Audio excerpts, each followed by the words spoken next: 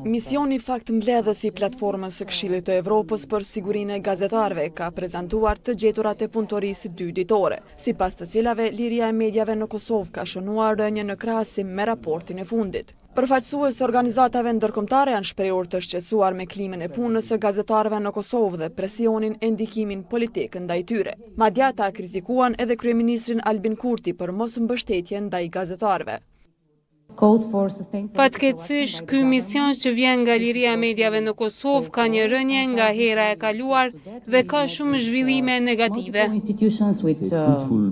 Patëm një takim me kryeministrin Kurti dhe më shqetësuesja si konkluzion është se kryeministri s'po e ka parasysh këtë klim armiqësore ndaj gazetarëve dhe po mundohej të arsyetoj se nëse sulmohen gazetarët edhe politikanët sulmohen. Unë shoh këtë si një mungesë totale të vullnetit politik për të përmirësuar situatën.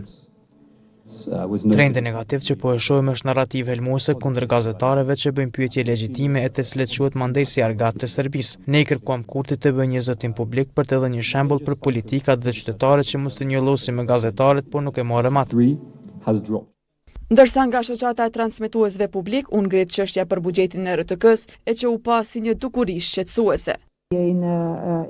Për fat të keq, shohim që financimi i mediave publike prej vitit 2021 ka një rënje ku kemi pasur 11.2 milion euro për ta e tani ka rënë në 8.9 milion euro, që nuk është as pak e mjaftueshme për një media të shërbimit publik, që ka obligim të informojë të gjitha shtresat e shoqërisë dhe nëse doni të investoni në programe të fëmijëve dhe edukative me një financim të tillë, është e pamundur të bëhet kjo sepse të gjitha mediumet e rajonit kanë buxhet 2 fish më të madh se sa RTK-ja.